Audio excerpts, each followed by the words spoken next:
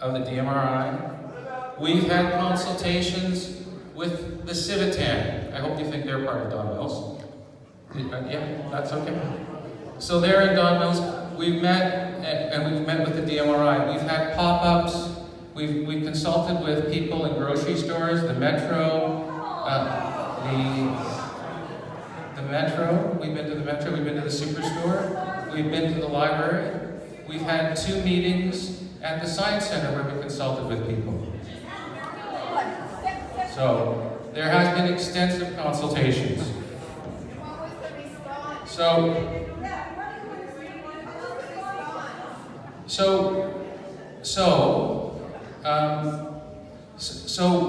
I believe that a lot of this information is, let's say, a creative use of information.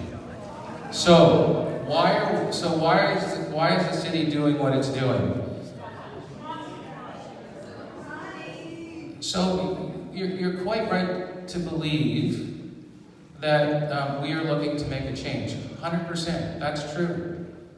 There was a deal. There was an agreement signed, and there was an initiative made over 10 years ago about where recreation facilities should best be placed. So You're not being successful in this cell. In 2017, so an agreement was made over 10 years ago. Now, in that 10 years, we've got 5.5 acres of land, and it's 1/5 of what the site is at the shops at Don Mills. We've got where we can build 2 ice rinks, 2 swimming pools, a gym, multi-purpose space that will serve the growing community along the Don Mills corridor.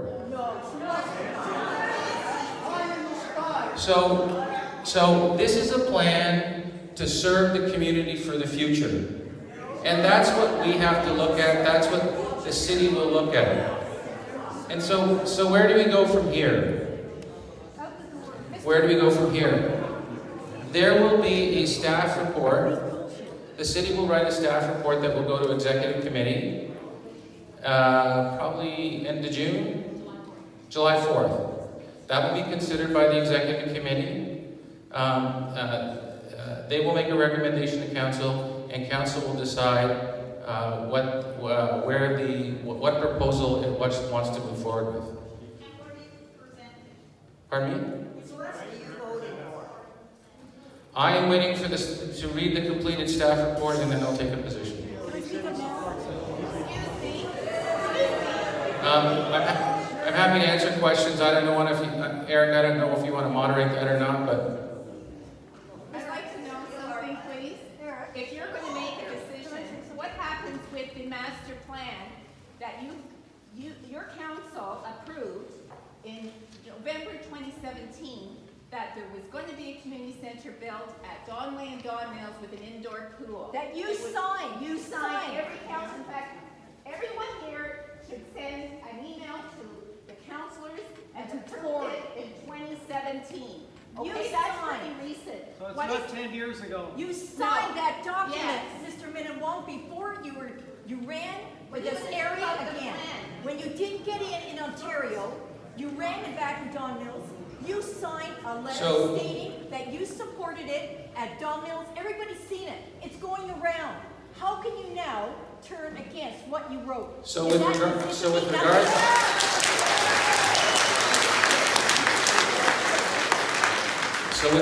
to the master plan, I believe the master plan is a document that gets updated by the city, and that this is a regular process. And every 5 years or so? Every 5 years or so, it gets updated, and it's planned for an update. No, it says it was going to be built. Yes, ma'am. Just one at a time, please. What about the letter? Denzil, Sorry. Yes, thank you. Yes. I just want to know if you said this was 10 years ago, and the one at Celestica that you seem to be more in favor of, it'll be at least another 10 or 15 years. And then after 5 years, changes can be made. So how can we trust that? Let me address this. It's going to take 10 to 15 years to build at Celestica. That's just, it's not true.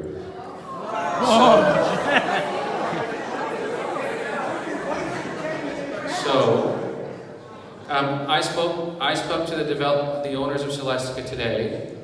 They said that they would like to give us, convey the land to us in 2021 or 2022. That will be the amount of time it takes to go through all the design and tendering work. And I suspect that won't be much longer than the work that would probably need to be done on the Shops at Don Mill site. The construction, I'm told, in terms of construction, it's going to take each site. It's probably going to take about the same amount of time. Councillor, I also spoke to the. Pardon me, ma'am. Do you have a question? I have a question.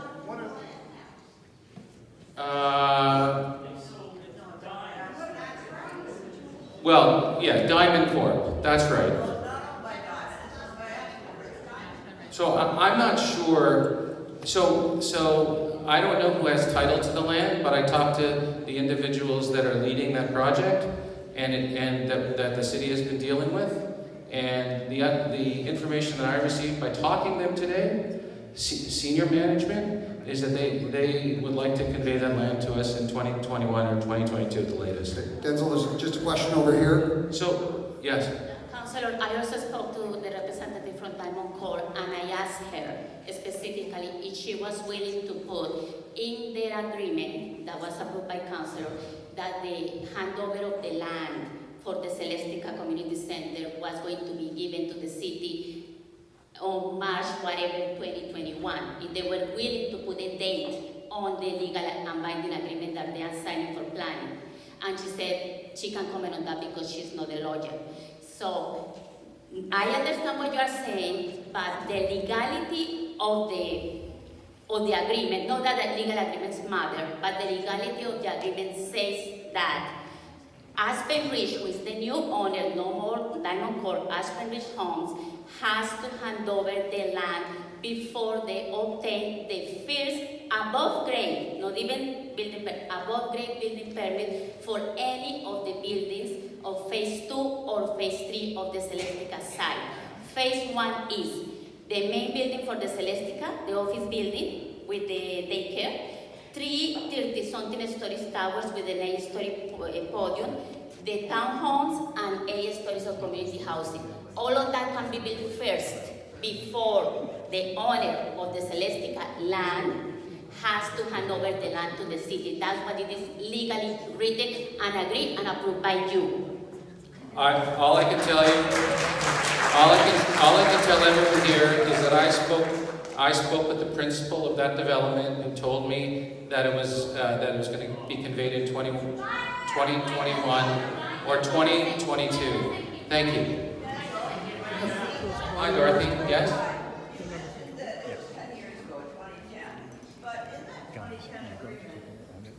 You already knew that the numbers were going up in 2014, 2015, 2016.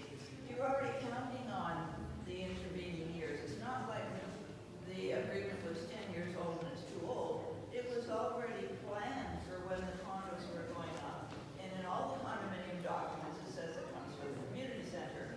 Now, I gave up my view for a community center. All of us in the Shops at Don Mills gave up something to allow these 2 buildings to go up.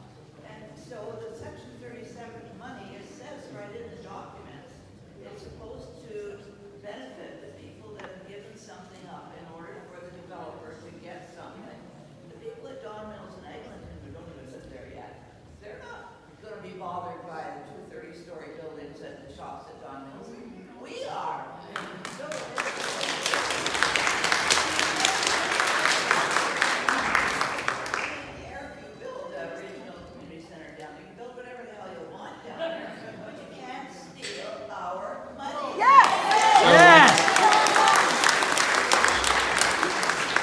So Dorothy, you have my email. I'd be curious to look at those materials that you received when you bought your property. If you could send them to me, I'd like to have a look at them. Okay?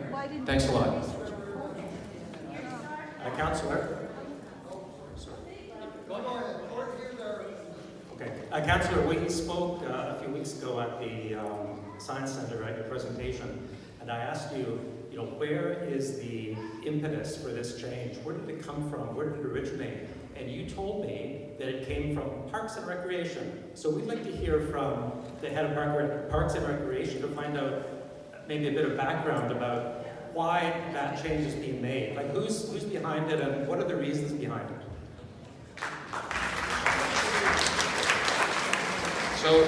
So you can be rough on me, that's okay. Don't be very nice to Anne-Marie. She's just a public servant. Good evening. It's not even close to Hi. So when we, and around the facility master plan question, I wanted to also address that because I think that that's a fair question. And I think all of the questions are fair, frankly, and it's been very informative to be here tonight, so thank you. So when we start any kind of community center process in the city, we have to examine what's happening in the area and what's changing. And we do that for every community center that we plan, because we have to look at kind of what that sort of generational, what that future is. And so when we started looking at the shops of Don Mills, and we looked at the Don Mills community in general, because we can't really have a community center. It has to serve a catchment area generally around 2.5 kilometers. And what's changed since 2010 is that there has been a lot of growth. And the growth that was originally happening when the original deal came around in 2009 was around 2,000 units were projected. And it was really the shops of Don Mills piece. And then you basically, between 2011 to 2017, you had another close to 3,800 units. And then 2018, 2019, we had another 9,000 units. And 75% of that future growth is basically at Don Mills in Eglinton. So that was one of the factors. Then we looked at the size, the amount of facility. You have a 48,000 square foot facility, approximately that. 49, okay. And you have a 50,000 square foot site. And generally, when we look at planning, that's a lot of facility for it's a very small site. And we looked at, there was a new opportunity with a 5.5 acre site. And so that became, because that opportunity didn't exist previously. And then we looked at the fact that you have, when we look at building new facilities, we have at least 3 major, and we have a couple under construction. And what makes good facilities? And how do we plan and design great facilities? And one of the things is that we realized is that when we try and put too much on one site, you end up with pools that don't have access to daylight.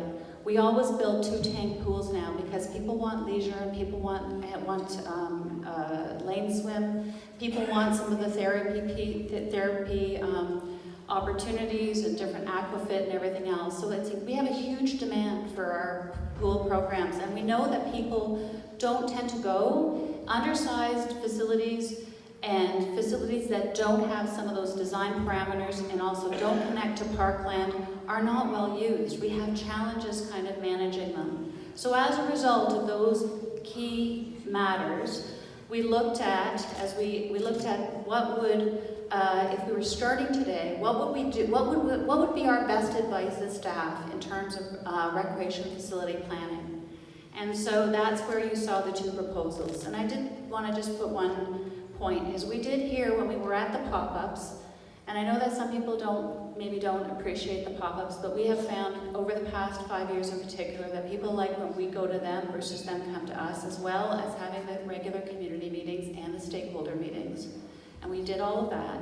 But one of the input, we had a couple of people, there was one gentleman I forget his name, I apologize, but he said, put up a slide that explains around the agreement piece. And we did do that at the big public meeting where we had 2 presentations. So our advice was, if we were planning facilities today, this would be our preferred facility, and we had an alternate facility too. And the alternate facility did include a gym and program rooms in the Don Mills site, because that can fit. But putting other facilities, but co-locating and creating a seamless user experience, and really and I know that it's not, I understand what you're saying. Like, I've heard you through the process, and I've heard you tonight, and I understand that that's not something that you necessarily feel supportive of, but I'm just telling you, because you asked, and I appreciate that, what came through and what our advice was. So that's where we came forward. That's where we went out with the piece, and we recognize that through all of this, we'll have to, through whatever, we will put recommendations forward to council. They will make a decision, and we will be implementing with you, and we will be talking about this for at least a year or two into the future, and that's basically our process, and that's our commitment around it. So that's that.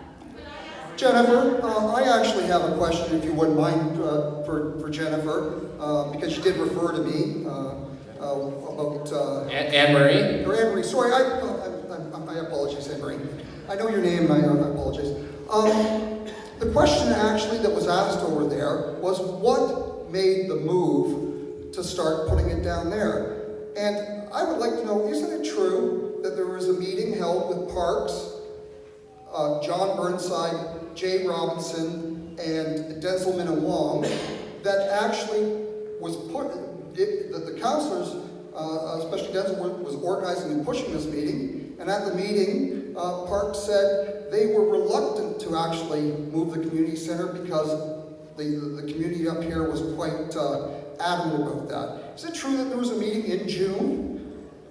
I wasn't at the meeting that You weren't at the meeting? Denzil, maybe you can answer that. Was your meeting called by you with Councillor John Burnside, Councillor Jay Robinson, and Park staff? Is that true or not true?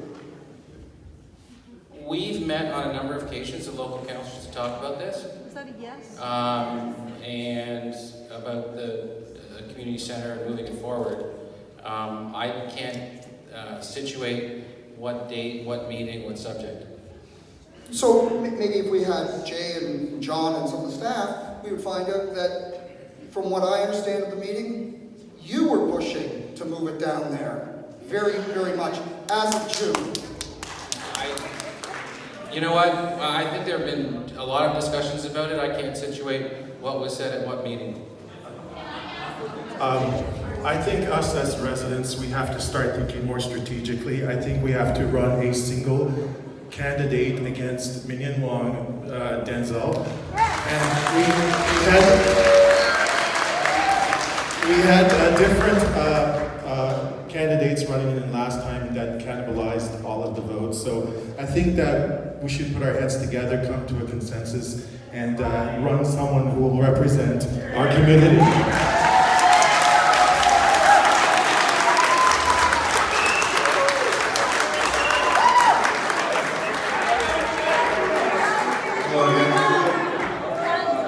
Denzil's finished answering questions for the night. I just wanted to respond to one thing.